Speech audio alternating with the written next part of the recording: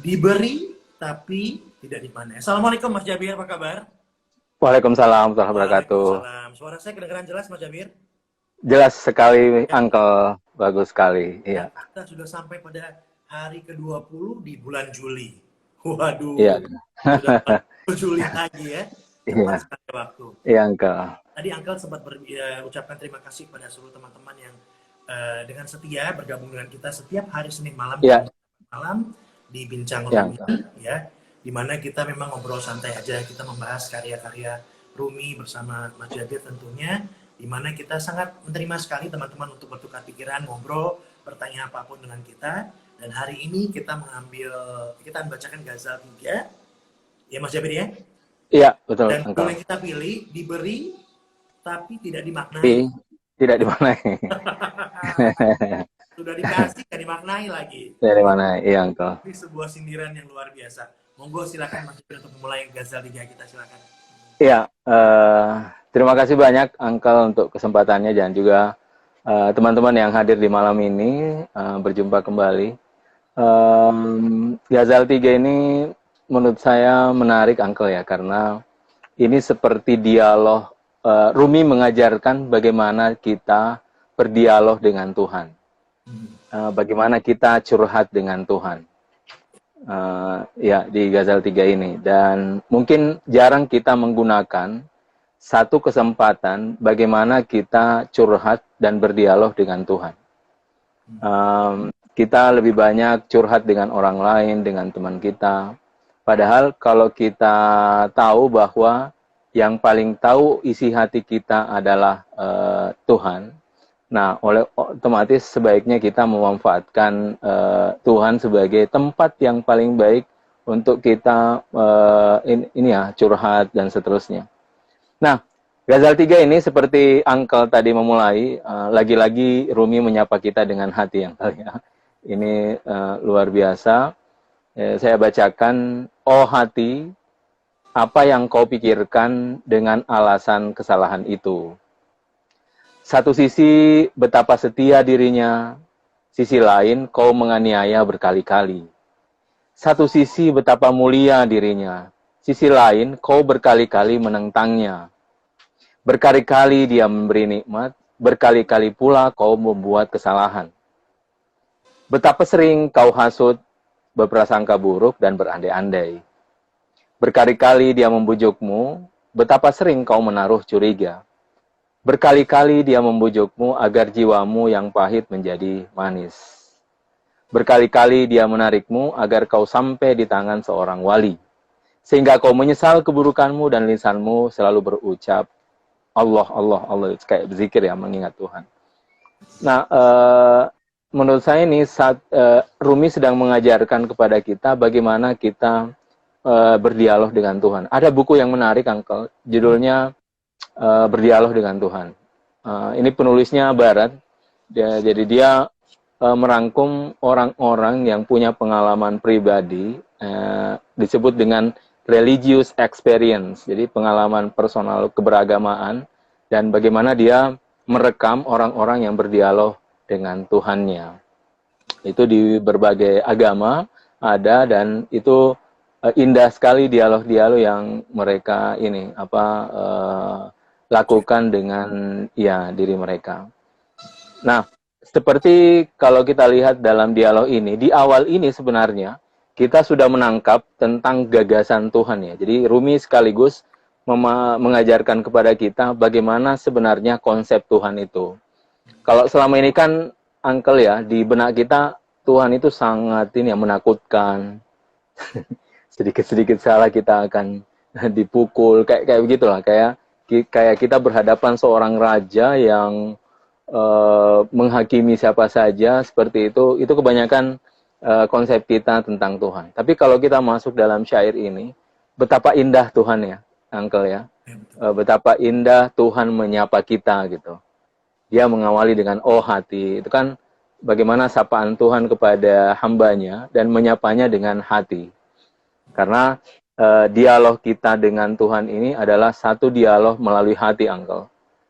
Di hatilah singgasana Tuhan, dan di hati pula lah kita berdialog dengan Ilahi. Makanya sejak awal Tuhan memanggil, oh hati, apa yang kau pikirkan dengan alasan itu. Nah, ini juga menarik, seperti judul kita malam ini, diberi tapi tak dimaknai gitu kan. Karena begini, kita harus akui bahwa siapapun dari kita pasti punya ruang gelap ya, pasti punya kesalahan, pasti punya keburukan. Tidak satupun dari kita yang benar-benar sempurna, tidak punya kesalahan, tidak punya keburukan. Masing-masing dari kita itu pasti ada kesalahan keburukan. Nah, cuma yang inti adalah bagaimana jangan sampai kesalahan keburukan itu menjadi penghalang kita menuju ilahi. Seperti itu. Makanya di sini perlu memaknai kesalahan dan keburukan tadi. Karena itu sebenarnya satu sisi jalan kita untuk kembali dengan Tuhan ya. Kalau kita bisa memaknai dengan baik kesalahan dan keburukan yang kita lakukan. Tapi yang indah menurut saya dalam petikan yang sesi pertama ini adalah tentang konsep Tuhan ya. Misalnya berkali-kali dia membujukmu. Iya, kan? itu luar biasa banget. Iya, iya engkau. Berkali-kali dia membujukmu, berkali-kali dia menarikmu. Itu menarik engkau ya. Ya seolah makanya dalam sufi Tuhan itu seperti ibu engkau. Dia seperti ibu, dia dikonsepkan seperti ibu. Seorang ibu itu kan tidak pernah lelah untuk memberi ini ya, memeluk anaknya itu. Dia tidak pernah lelah. Iya. Jadi seburuk apapun anak itu dia tetap ingin merangkul, memberikan nasihat, mempedulikannya. Dia tidak pernah henti-henti. Nah, sama dalam bait syair ini di awal-awal Tuhan diibaratkan seperti sesuatu yang sangat dekat dengan diri kita. Jadi dia memelas seperti itu. Bahasa Al-Quran juga engkau sebenarnya begitu. Jadi kalau misalnya dalam Al-Quran, afala yanzuruna ilal ibli kaifa khuliqat wa ilas sama'i kaifa rufi'at. Apakah engkau tidak lihat bagaimana langit ditinggikan, bagaimana onta diciptakan? Itu kan Tuhan memelas ya. Coba lihat loh kayak gitu engkau ya. Coba lihat loh itu loh kayak gitu engkau. Memberikan Ya. isyarat, memberikan ya kayak gitu ya, dikasih itu seperti itu ya kepada Betul manusia engkau. ya. Ya. Seperti itu. Itu isyarat yang menarik. Dan, nah, menurut saya, kita jarang memanfaatkan kondisi ini. Maksudnya, Tuhan sebagai bagian dari religious experience, pengalaman religi. Pengalaman religi itu adalah kita benar-benar merasakan Tuhan di dalam diri. Ketika kita merasakan, kita manfaatkan itu untuk berdialog, kita curhat dengan dia, kita keluh kesah. Kalau kita bisa merasakan itu, perlahan-lahan kita ada istilah tasawuf yang menarik disebut uns.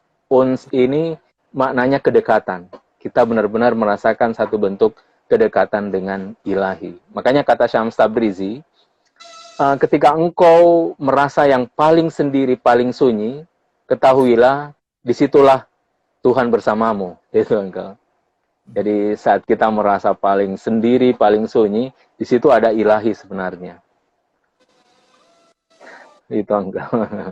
Justru Iya. pada saat kita merasa paling sunyi, disitulah kita dekat dengan ilahi. Iya, ilahi. Kita pernah bahas Iya, ini sebelumnya juga ya. Kita pernah bahas ini. iya, Uncle. Betul kan? Gitu. Betul. Betul. Nah, ini berarti kalau kita lihat hati yang tertutupkah atau orang yang tidak bisa mengarahkan hatinya menuju ilahi atau bagaimana sebetulnya Mas Jabil? Kalau kita lihat dari petik penggalan yang pertama tadi dari Rumi tadi ya. Jadi tiap-tiap masing-masing dari kita sebenarnya punya hubungan spesifik dengan Tuhan. Kadang hubungan itu kuat, kadang hubungan itu lemah. Tapi pasti kita punya hubungan spesifik itu. Kenapa? Karena tadi Tuhan hadir di setiap insan. Tuhan hadir dalam setiap diri manusia. Jadi pasti ada relasi tersebut, hubungan tersebut. Sedikit dan banyaknya. Nah, cuma begini. Kadang tadi seperti pembahasan kita sebelumnya, kadang hati dalam posisi tertutup, Uncle. Jadi posisi tertutup itu misalnya karena kita mendapatkan derita, kita mendapatkan kesedihan, ada satu cobaan. Nah, kalau kita tidak bisa memaknai, biasanya kita menutup diri, Uncle, pada saat itu. Itu hati dalam posisi tertutup. Nah, kalau tertutup, itu seperti kita menyelimuti diri dan tidak membiarkan siapapun masuk untuk melihat kita. Makanya kalau ketika ada persoalan berat, kita masuk ke kamar, menutup pintu, tidak membiarkan orang lain masuk, karena itu disebut hati yang sedang tertutup. Itu Uncle. Nah, problemnya bukan tirai menurut saya. Kalau dengan Tuhan itu problemnya dengan kalau dalam konteks ini bukan tirai, tapi itu tadi Uncle. Hati kita sedang dalam posisi tertutup. Makanya kalau kita belajar dari syair ini, sebenarnya kita harus mengubah konsep kita tentang Tuhan, bahwa Tuhan itu sangat dekat, uns ya, kalau dalam bahasa tasawuf dia uns, sangat dekat dengan kita. Dia selalu ingin memeluk kita. Kata Rumi, berkali-kali dia membujukmu, berkali-kali dia menarikmu, tuh. Tapi lagi-lagi kita curiga, lagi-lagi kita menentangnya gitu. Gitu. Padahal dengan kita membuka hati supaya tidak tertutup, kita akan bisa merasakan apa yang isyarat yang dikirim oleh Ilahi. Bahkan pada saat kita sedang terpuruk pun, sekalipun gitu ya, justru kan mendekatkan dia ya. Tadi menarik waktu Mas Jabir bilang bahwa pada saat keadaan sedang sunyi, sepi dan kita merasa sendiri, disitulah sebetulnya kita merasakan adanya Ilahi. Gitu. Tapi seringkali kan hal-hal yang sunyi, sepi itu justru membuat orang jauh jadinya dia kena ketutup tadi mungkin ya, seperti itu ya Mas Jabir ya. Iya Uncle, kalau kita sedang lagi terpuruk, sedih dalam konteks yang menyebabkan kita dalam kesunyian, keheningan. Nah, itu biasanya kita tadi Uncle merasa diri ini ya, tidak ada yang memperhatikan kita, tidak ada yang peduli kita, tidak ada yang care pada kita. Orang-orang justru menjauh. Nah, itu kondisi kita menutup diri. Tapi kalau kita bisa memaknai semua hal ini, maka pada saat itu hati kita bisa membuka dirinya Uncle. Seperti itu. Jadi ini sebenarnya seperti judul kita malam ini, kita mau memaknai atau tidak sih, itu Uncle. Padahal kalau semuanya dimaknai, hidup dari mana datangnya? Cobaan dari mana? Kesenangan dari mana? Ketidaksenangan untuk apa dikasih? Kalau mau memaknai itu, otomatis kita akan buka hati, ya kan? Iya kan? Uncle. Kita mau mencoba untuk sebenarnya dibilang susah ya enggak ya? Karena kan sebetulnya kan memang kalau kita bisa memaknai betul apa yang datang dalam kehidupan kita kan Mas Jabir. Misalnya kenapa saya bisa berbicara dengan Mas Jabir saat ini? Kenapa kita bisa ngobrol, bisa membahas karya ini? Nggak mungkin nggak ada yang ngasih kemudahan untuk bisa seperti ini. Nggak mungkin nggak ada yang ngasih pemikiran bahwa kita bisa membuka, bisa membawa ini untuk kita diskusikan sehingga kita bisa ngobrol dengan orang banyak. Nah, apabila kita menyelami itu, memaknai itu, membuka hati kita, tentu kita merasa ini bukan kita loh yang bisa begini. Ada yang ngasih kita, termasuk kesulitan, itu kan ya Mas ya. Iya, betul. Orang lain untuk ngobrol, kita mau cerita, mau curhat nih, gue penting banget ngobrol sama lu nih, dengan lu gue bisa keluar semuanya. Sebetulnya ada yang lebih penting, kita bisa keluar dengan yang kasih itu semua, itu kan Mas Jabir ya. Iya. Itu maksudnya kayak gitu. Iya, Kan? Secara umumnya mungkin pemikiran awam saya. Iya. Betul sekali Uncle ya. Jadi hati yang terbuka otomatis jiwa kita terbuka, pikiran kita terbuka, kita mau menerima masukan orang lain, kita mau menerima apa yang orang lain pandang terhadap diri kita. Itu ketika hati kita sedang terbuka. Karena memang yang paling batin kan seperti pembahasan kita sebelumnya adalah hati. Jadi ketika dia terbuka, otomatis semuanya akan terbuka. Pikiran akan jernih, segalanya akan terbuka. Karena hati ini tidak sekedar merasakan, tapi ada sesuatu yang dia raih dari rasa tadi. Yaitu satu bentuk pengetahuan. Seperti itu, Uncle. Ya. Jadi setelah dia merasakan, dia pengetahuan ya. Itu ya, pengetahuan. Ya, di situ kita bisa memaknainya, Uncle. Nah, tapi bisakah merasakan dan melihatnya sebagai sebuah pengetahuan untuk bisa membuka hati dengan maknainya? Itu kan PR-nya kan? Iya, betul. PR-nya di situ. Ya. Nah, teman-teman, bisa nggak? Sudah termasuk orang yang bisa membuka hati belum kita ya? Berarti semua berawal dari hati. Katakan. Iya, betul. Betul ya. Betul, Uncle. Ya. Berarti semua betul. itu berawal dari hati. Nah, bagaimana kita membuka hati? Kita ngobrol di sini tadi ya. Iya, betul. Silakan buat teman-teman yang mau bertanya, berkomentar apapun, monggo. kita akan tunggu, nanti akan saya bacakan buat Mas Jabir sambil kita akan melanjutkannya. Silakan Mas Jabir. Oke. Nah, kemudian dari syair selanjutnya, Rumi menurut saya ini bagus sekali. Dia mengingatkan tadi, ini lanjutan ya. Jadi setelah Rumi mengajarkan bahwa Tuhan itu tidak seperti yang kita bayangkan, Tuhan itu bukan sesuatu yang kejam, bukan sesuatu yang senantiasa ingin menghakimi kita, tidak seperti itu. Bahkan dia sangat dekat, membujuk, bahkan menarik kita dan seterusnya. Nah, kemudian Rumi masuk memaknai tentang kesalahan tadi. Nah, saya bacakan, kesalahanmu akan menjatuhkanmu, lalu membiarkanmu. Keburukanmu akan menakutimu, hingga kau putus asa mencari jalan kembali. Pada saat itu, kau tak mampu lagi bertanya pada dirimu, apa yang membuatmu takut? Nah, ini menarik, Uncle. Potongan ini menarik, karena kadang-kadang justru kita terbawa oleh kesalahan. Jadi kita terbawa oleh kesalahan yang mengantarkan kita, akhirnya kita tidak mau mencari jalan keluar dan lebih memilih pasrah ya. Pasrah, sudah deh. Toh saya memang begini kok orangnya, saya memang orang buruk kok gitu kan. Saya memang sejak kecil kok begini. Nah, itu akhirnya begitu. Makanya kata Rumi, nah keburukanmu akan menjatuhkanmu, lalu membiarkanmu. Kalau kita larut dalam keburukan kita sendiri, ya akhirnya begitu. Dia keburukan justru menjatuhkan kita, bahkan setelah itu membiarkan kita.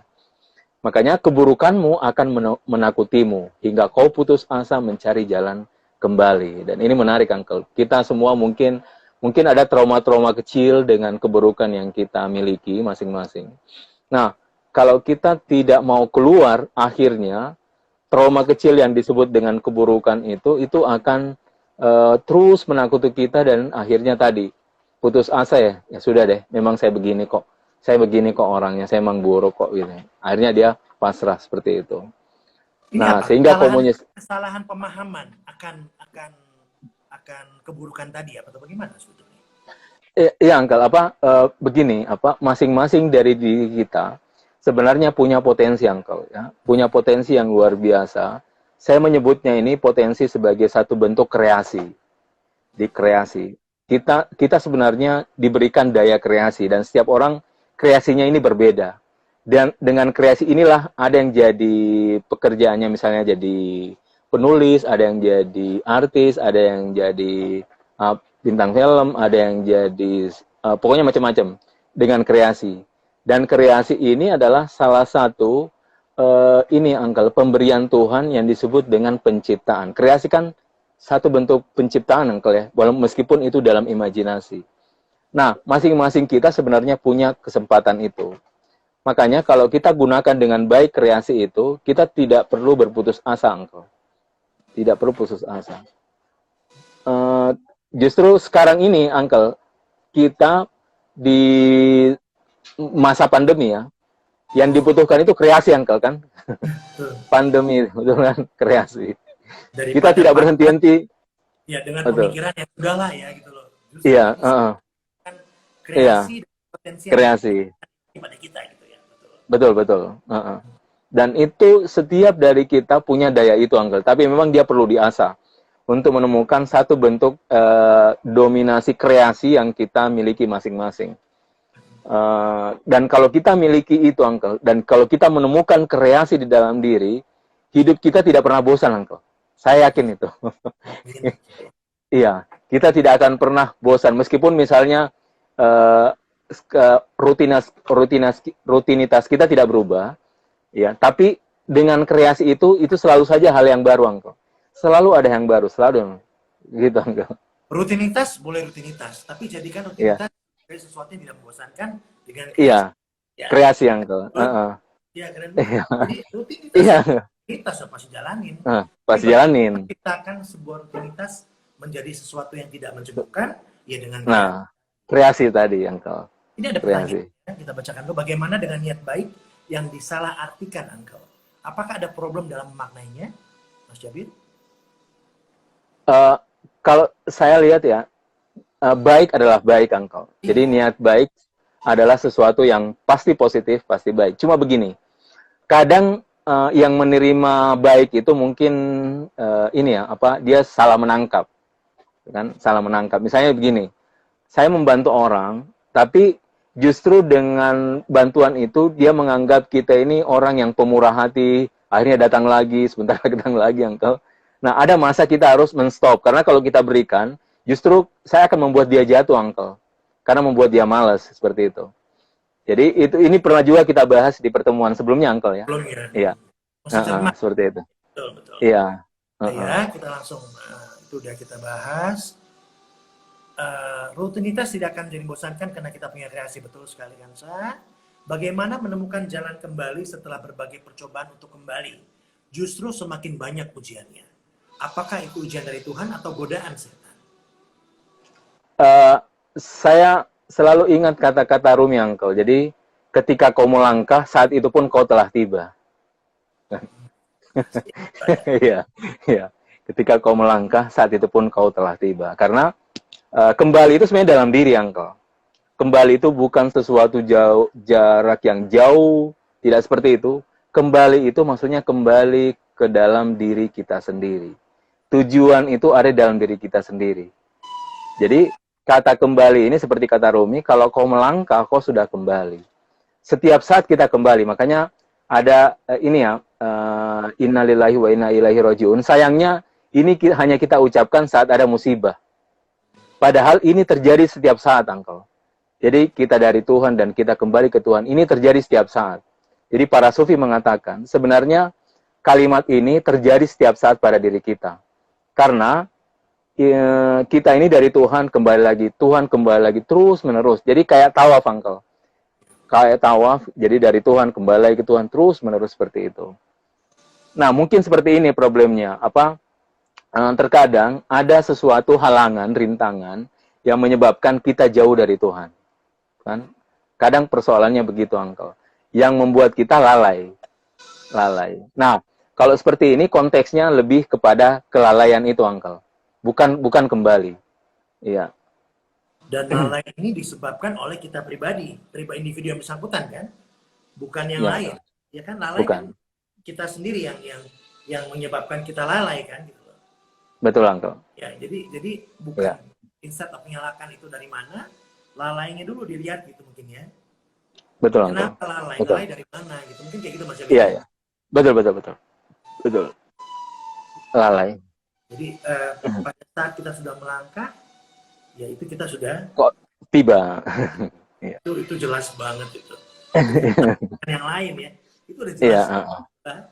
Baik, jadi begitu ya si Gitaf ya. Monggo silakan.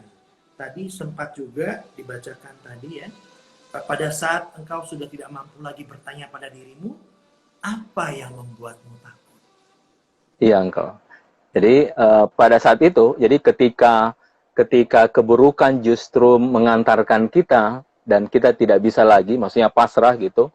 Nah, pada saat itu kau tak mampu lagi bertanya pada dirimu, apa yang membuatmu takut? Maksudnya ketika kita pasrah, ya sudah deh, saya memang begini kok, saya memang jelek, saya memang buruk, saya memang ini. Nah, pada saat itu kita tidak tahu sebenarnya apa yang membuat kita takut, kan? Apa yang membuat kita menjadi seperti ini?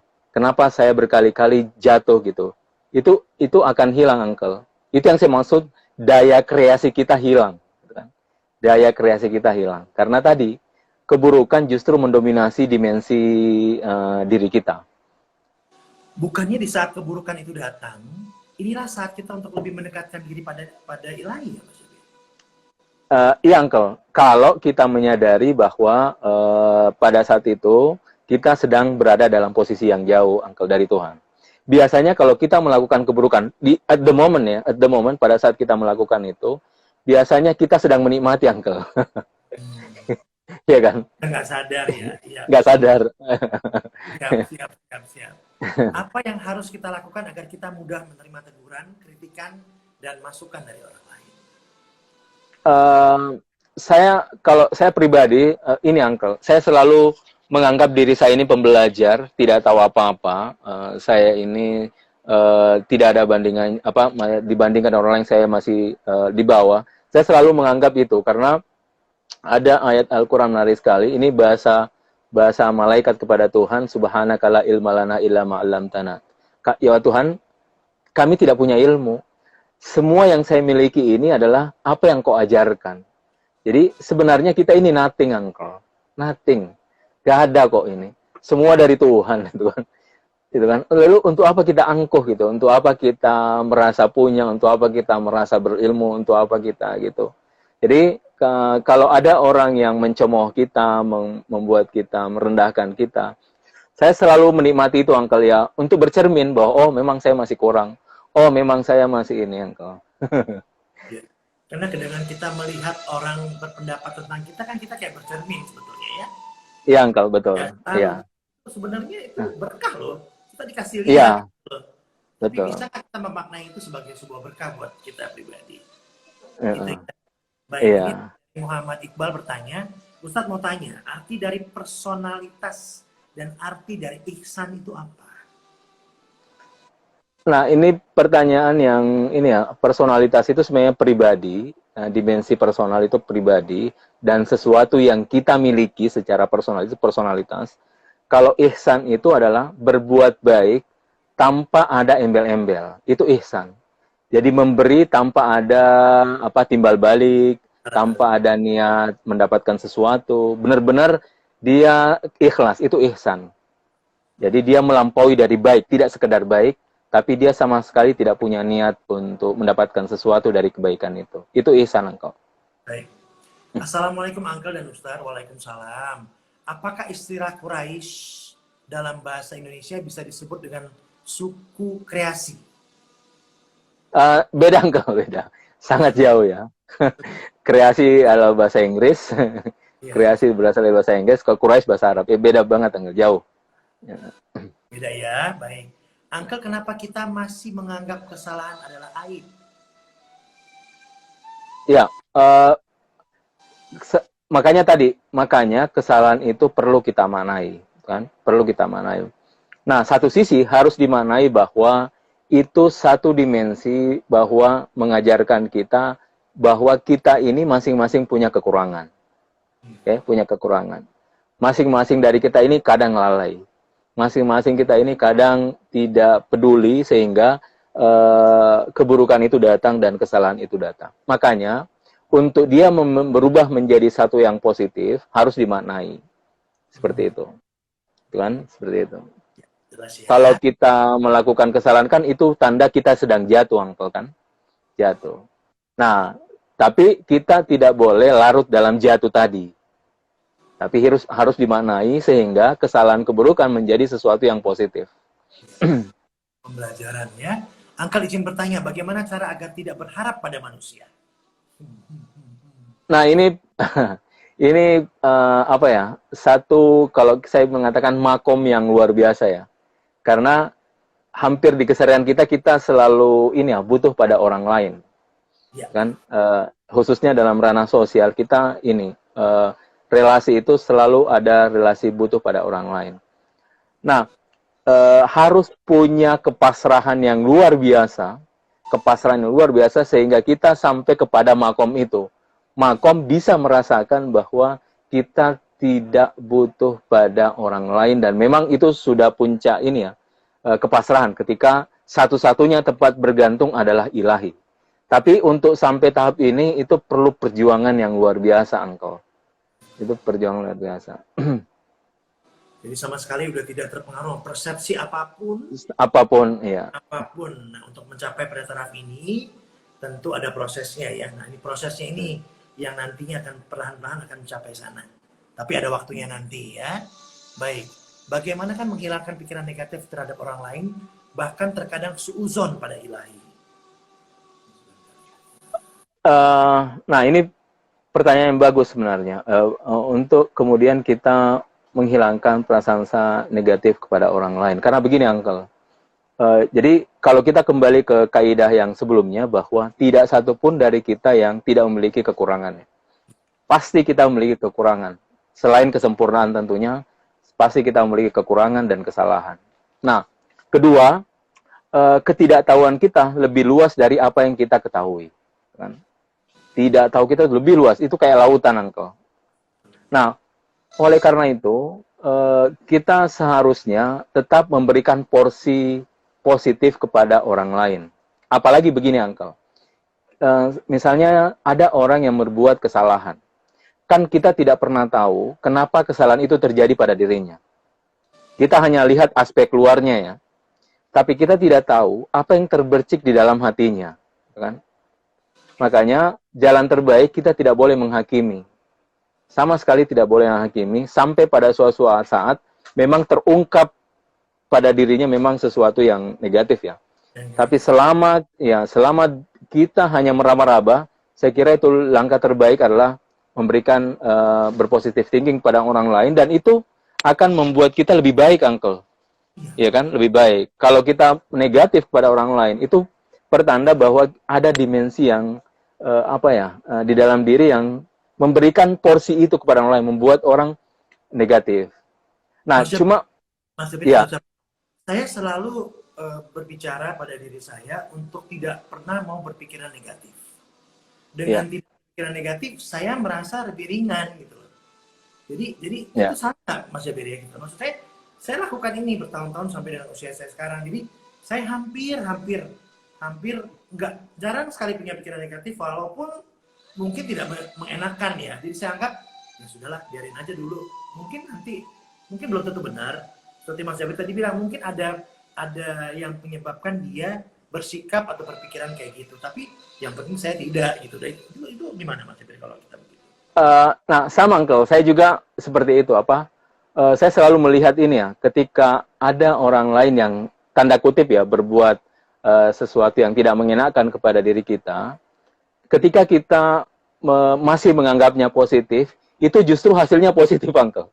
Iya, maksud aku begitu kan? Iya, gitu. Gak ada pikiran jelek. Karena kan kita tidak membalas dengan yang negatif gitu loh. Betul. Iya, Uncle. Ini secara experience, pengalaman begitu, Uncle. Jadi kalau kita betul-betul positif, tidak berpikir macam-macam kepada orang lain, meskipun orang lain itu berbuat macam-macam ya, hasilnya tetap positif, Uncle.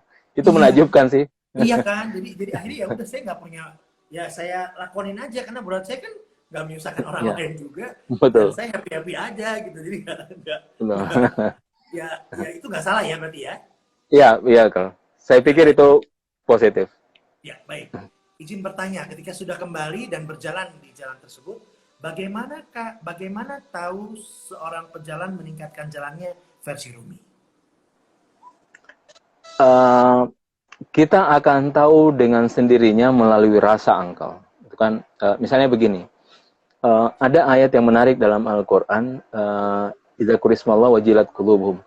Kalau disebut nama Tuhan, hatinya bergetar. Jadi sebenarnya yang dimaksud dengan iman bertambah itu adalah rasa, Uncle. Rasa. Quran juga mengatakan begitu. Hati bergetar itu kan rasa ya. Kenapa kalau kita mendengarkan Allah atau nama Tuhan kita tidak bergetar? Itu berarti kita belum begitu mendapatkan uns. Kalau saya bahasa tadi bahasa Sufi, uns, yaitu kedekatan ya, yang spesifik kepada ilahi. Nah, kalau mau tahu itu sangat jelas, Uncle. Harus merasakan uns tadi, kedekatan. Ya, kedekatan. Bagaimana merasakannya? Itu tadi bahasa Al-Quran. Ada getaran yang kita rasakan sendiri ketika ya kita mendengarkan nama ilahi. Seperti itu. Ataupun ketika kita sedang melakukan perintahnya ya, apa yang rasa getaran. Iya. Baik. Bagaimana ketika kita sendiri tidak percaya pada diri kita sendiri? Nah ini sudah kita harus justru sebaliknya, Uncle ya. Kita harus percaya pada diri kita sendiri. Cuma kadang pertanyaan ini muncul ketika kita membandingkan kepada orang lain. Oh, orang lain kok bisa begitu ya? Saya kok tidak bisa begini. Orang lain kok bisa begini ya? Saya kok tidak bisa begini. Akhirnya perlahan-lahan saya tidak percaya pada diri saya. Iya kan, Uncle ya? Makanya awalnya biasanya diawali dengan membandingkan diri saya dengan orang lain. Gitu. Membandingkan dengan kawan-kawan dekat saya, membandingkan dengan betapa beruntung orang lain dan saya berapa tidak beruntung gitu. Tapi kalau kita tadi kembali ke daya kreasi, Uncle. Ini kreasi luar biasa. Kalau kita kembali kepada daya kreasi yang Tuhan berikan di tiap-tiap orang, kita gali terus-menerus, saya yakin kepercayaan pada diri sendiri itu akan muncul, Uncle. Saya yakin itu. Tapi harus punya coaching yang positif, yang bagus untuk menemukan kreasi ini. Dia harus menemukan coaching yang bagus untuk kemudian daya kreasi itu muncul dalam dirinya. Dan daya kreasi itu harus adjustable ya. Iya, yang Adjustable supaya memang masih tetap bisa terus tidak tertinggal dengan yang lain gitu loh. Membuka ya, diri dengan adjust kreasi tadi, karena pada dasarnya semua orang ya, punya potensi dengan kreasi itu kok, mau iya, iya tidak betul. melihat dan manfaatkannya ya. Baik, ini ada pertanyaan sedikit. Oke, bagaimana kita bisa menemukan tujuan hidup kita? Kita udah pernah bahasnya di topik sebelumnya ya. Maaf sedikit jauh dari topik, Ustadz. Saya penasaran sama tarian Rumi yang katanya ada syarat berhati jernih dan doa-doa tertentu. Sebenarnya seperti apa sih tarian sufi yang masyhur yang dibawakan oleh Rumi ini? Ya, terima kasih. Mungkin kita harus punya satu sesi, Uncle, kayaknya. Bicara khusus tentang Ya, whirling ya. ya. Whirling. Kita akan Baik, bahas kita di simpan situ. dulu Ya, aja. Nanti ya, kita ini dan kita akan ya. bahas. Ya. Tapi sedikit, Uncle, Boleh, sedikit. boleh. Mungkin saya jelaskan sedikit saja. Sebenarnya yang dimaksud dengan whirling atau sema itu sebenarnya tarian kematian, Uncle. Makanya semua bajunya putih ya, simbol dari kain kafan. Kemudian topi yang coklat itu batu nisan. Gerakan juga tangan di atas, yang kanan, yang kiri ke bawah itu menerima dan memberi. Itu banyak sekali, Uncle. Tapi filosofinya nanti, Uncle, ya. Sepertinya kita perlu membahas satu sesi khusus tentang whirling, Uncle. Ya. Jadi memang khusus seperti, untuk itu butuh waktu. Kita akan sediakan waktu untuk bahas Iya, itu supaya lebih iya, tuntas, lebih enak ngobrolnya. Ya, iya, jadi Uncle. itu Ya. nanti ada sendiri nanti. Baik ya, nanti ya. Ini tadi Riri Alrisa. Nanti kita bahas ya, Ri. Baik, mungkin kita lanjutkan lagi Mas Jabir dengan Ghazali. Oke. Nah, kemudian Rumi melanjutkan, jika matamu tertutup karena ada pesona di tangannya. Pesona ini maksudnya keburukan tadi, Uncle. Ini lanjutan dari bait syair sebelumnya. Karena bait sebelumnya, kesalahanmu akan menjatuhkanmu lalu membiarkanmu. Nah, sehingga mengatakan, jika matamu tertutup, itu karena ada pesona di tangannya. Nanti kita jelaskan, saya bacakan dulu. Terkadang menggulungmu, kadang lenyap di udara. Terkadang menjadi dirimu yang merindukan perak, emas, dan wanita. Terkadang dalam jiwamu menjadi cahaya imajinasi Mustafa. Yang satu ini membahagiakanmu dan yang lain menderitakanmu, membuatmu derita. Entah membiarkanmu atau menghancurkan kapalmu di pusaran ini. Nah, ini petikan ya dari Ghazal 3 ini. Ini menarik, Uncle. Kesalahan itu maksudnya seperti yang dijelaskan tadi. Ketika kita berbuat kesalahan at the moment, itu kita menikmatinya, Uncle. Kan? Keburukan itu nanti setelah itu, oh saya kok berbuat begini ya, gitu. Kita tidak sadar. Tapi at the moment biasanya kita menikmati. Makanya kata Rumi, jika matamu tertutup, itu karena ada pesona di tangannya. Karena keburukan itu saat kita lakukan, dia membuat kita menjadi tertutup ya. Hilang, lupa semuanya, lalai semuanya seperti itu. Nah, sehingga terkadang menggulungmu, kadang lenyap di udara. Terkadang menjadi dirimu yang merendukan perak, emas, dan wanita. Ini membuat kita jatuh. Nah, terkadang dalam jiwamu menjadi cahaya imajinasi Mustafa. Maksudnya, ketika saya dengan keburukan kesalahan itu, saya bisa kembali kepada Tuhan. Nah, itu disebut dengan cahaya imajinasi Mustafa. Ya, cahaya imajinasi Mustafa. Maksudnya, dari kesalahan ini saya bertobat, saya kembali kepada Tuhan. Nah, itu menjadi cahaya imajinasi Mustafa. Nah, makanya Rumi membandingkan yang satu ini membahagiakanmu, yaitu ketika dia menjadi imajinasi Mustafa. Yang lain membuatmu derita, menderitakanmu. Ketika kau merindukan perak, emas, dan wanita. Entah membiarkanmu atau menghancurkan kapalmu di pusaran ini. Kapal itu maksudnya kehidupan, Uncle. Jadi kehidupan ini ibarat kapal dan kita sebagai nahkoda, Uncle ya. Nahkoda. Nah, kalau kita tenggelam dalam kesalahan dan keburukan, nah makanya dia akan membuat diri kita hancur. Kalau menjadi imajinasi Mustafa, maka dia akan membiarkan kita melewati. Kita mampu melewatinya. Berarti ya pilihan ada pada kita sendiri ya Mas Jabir ya? Ya, selalu seperti itu, enggak?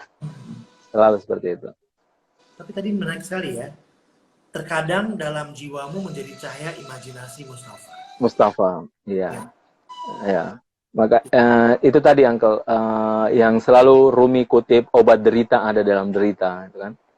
Di kesalahan itu bisa sesuatu yang justru membuat orang itu menjadi baik, gitu kan. Ada banyak kisah-kisah sufi yang awalnya itu preman, Uncle. Ada seorang sufi awalnya preman, preman pasar, dia apa, ya seperti orang preman lah. Hingga suatu saat ada Quran jatuh di got ya.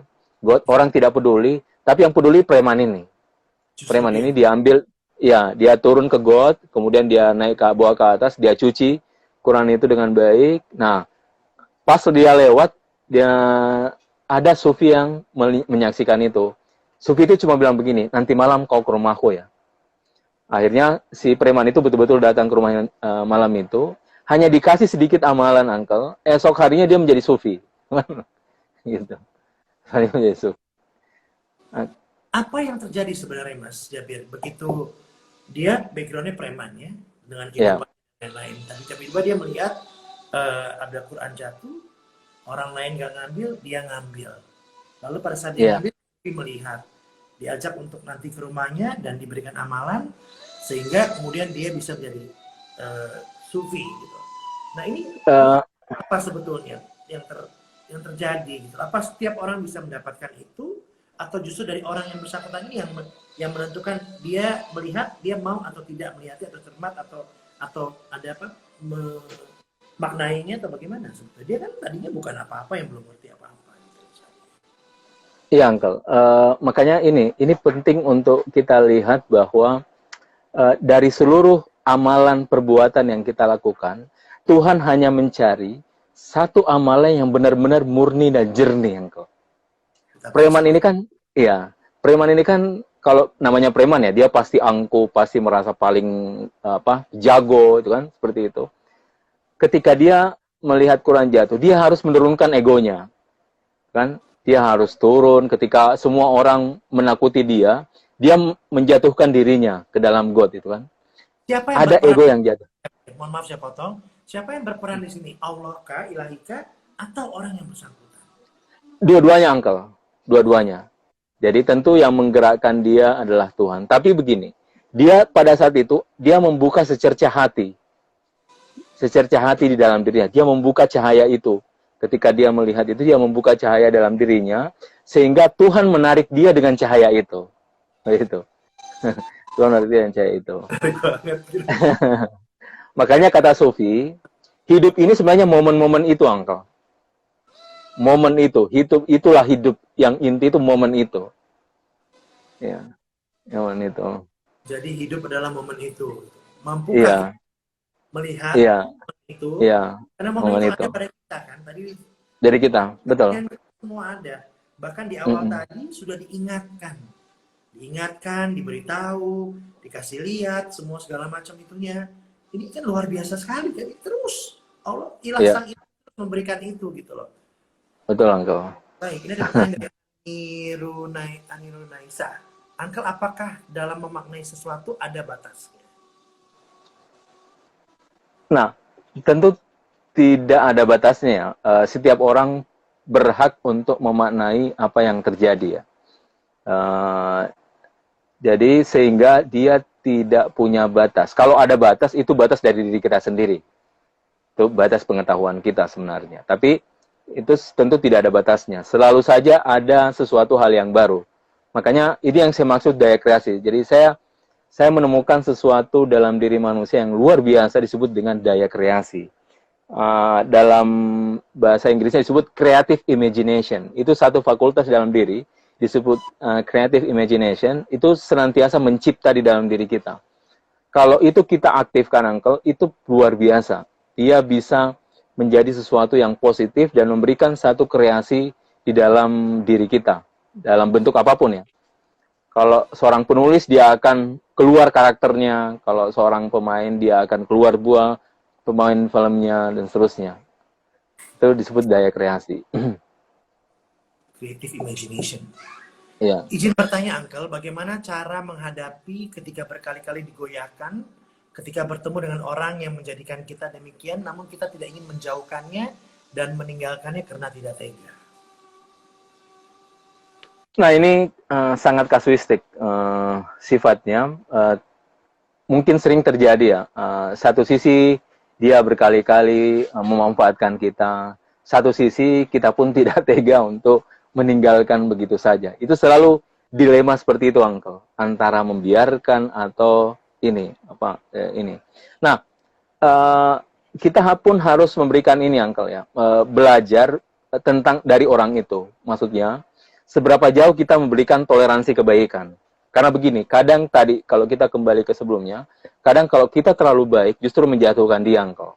Kan?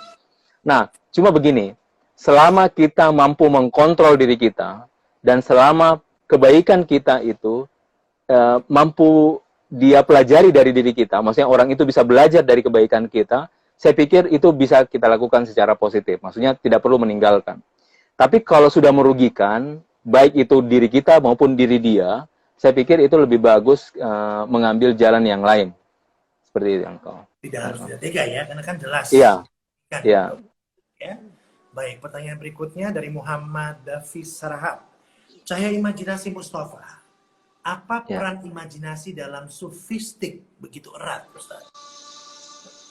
Nah, dalam sufistik disebut dengan alam khayal. Khayal atau imajinasi, khayal ini itu adalah satu kreasi yang luar biasa.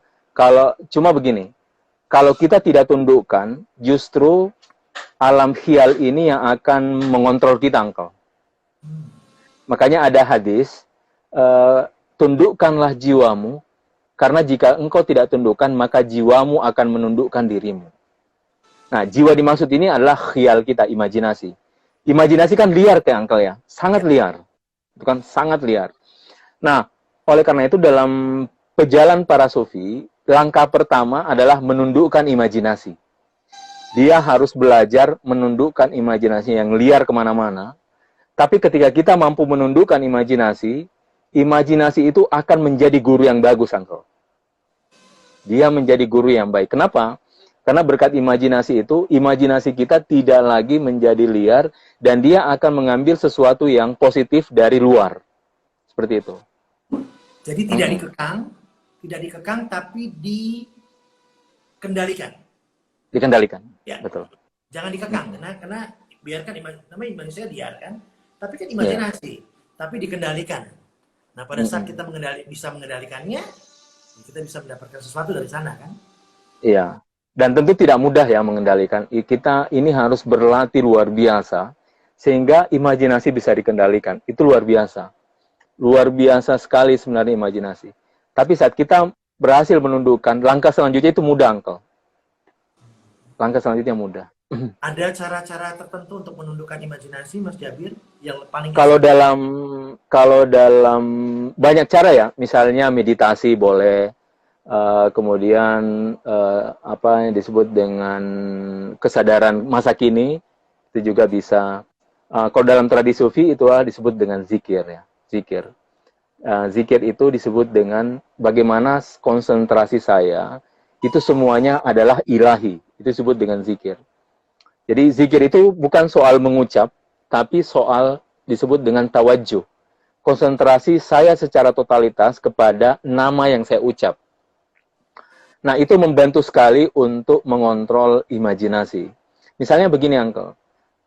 Kalau kita lihat ya, banyak sekali anjuran sebelum kita tidur itu membaca satu bacaan tertentu. Entah itu bacaan A, B, C, dan seterusnya. Tapi selalu dianjurkan membaca bacaan tertentu. Nah, kenapa? Karena tadi, kalau kita tidur, justru imajinasi kita sangat liar, waktunya untuk dia berkreasi luar biasa. Dia kemana-mana. Itu yang membuat kita kadang belok kanan lagi, kiri lagi, itu kan. Kita gelisah, seperti itu. Nah, bukan alfa, bukan beta lagi kalau tidur ya. Iya kan, gitu ya. Baik, izin bertanya, Uncle, bagaimana Sufi memandang kelompok-kelompok yang menafsirkan Islam secara radikal? Nah, mungkin ini bahasan yang panjang mungkin, tapi secara sepintas, awalnya sebenarnya bagaimana gagasan tentang tauhid, Uncle. Jadi tauhid itu adalah gagasan tentang Tuhan.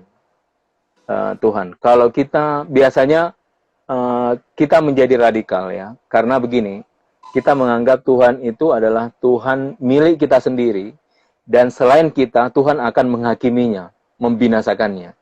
Seperti itu. Makanya saya selalu mengatakan soal radikal, soal bukan radikal, itu berawal dari bagaimana konsep kita tentang Tuhan. Itu sangat berpengaruh, Uncle. Saya sudah melihat ya, kalau kita justru mengambil dimensi Tuhan yang jamal, yang indah, itu mustahil kita jadi radikal, Uncle. Begitu. Makanya saya sederhana, bisa saya katakan, itu berawal dari gagasan kita tentang Tuhan, Uncle. Dan pandangan kita tentang Tuhan ya.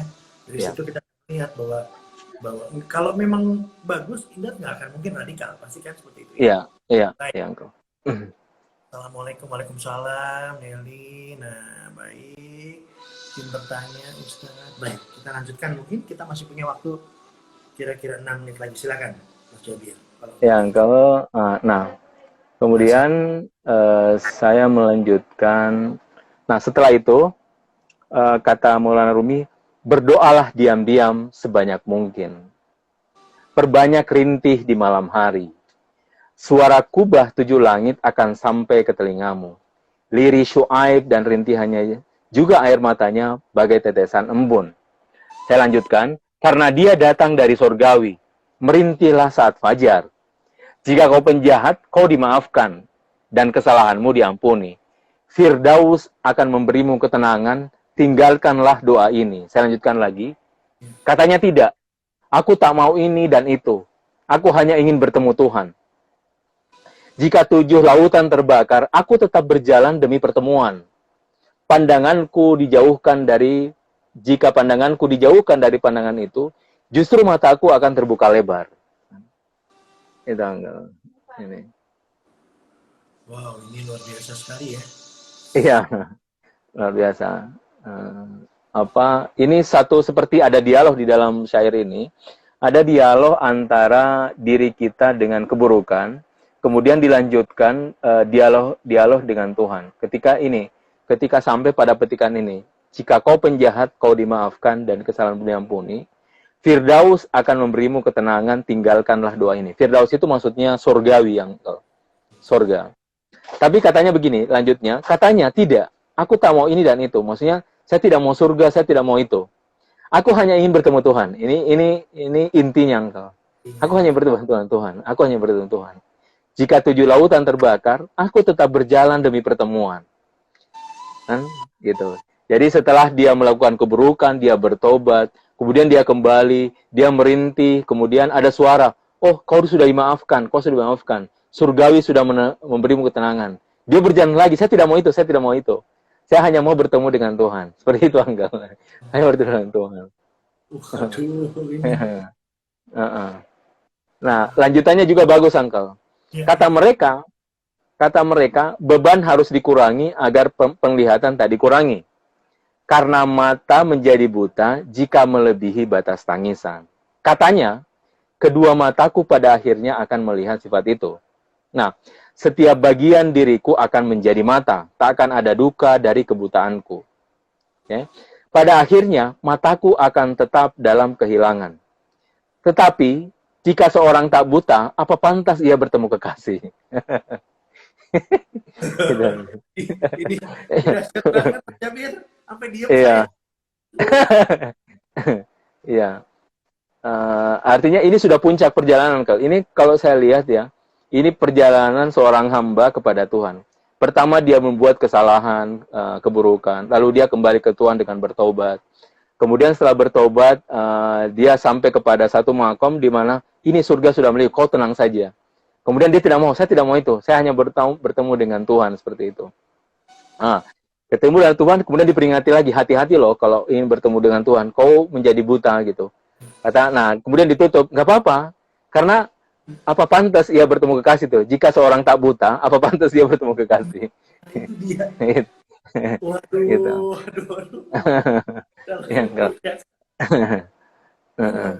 Coba kita lihat pertanyaan dulu ya, sebentar sebelum kita. Iya, Kak.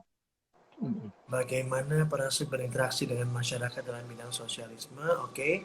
Di bumi ini dikarenakan, oke, izin bertanya, kita ada di bumi ini dikarenakan hukuman Nabi Adam yang memakan buah kuldi, atau memang diskenariokan menjadi khalifah di bumi ini? Mas Jabir, silakan. Nah, ini menarik. Sepertinya kita harus membahas satu sesi karena ini sangat menarik sebenarnya tentang Pertanyaan bagus-bagus ya. penciptaan. Iya, Pertanyaan pertanyaannya bagus-bagus. yang luar biasa. Siapkan satu Iya, sesi masing-masing iya, buat karena ini menjawab pertanyaan-pertanyaan teman-teman tadi. eh, ini pertanyaan menarik sebenarnya kalau kita bahas secara panjang lebar. Cuma secara ini, secara umum, mungkin kita harus seperti ini melihat bahwa tentang penciptaan Tuhan itu tidak seperti yang kita bayangkan, Uncle.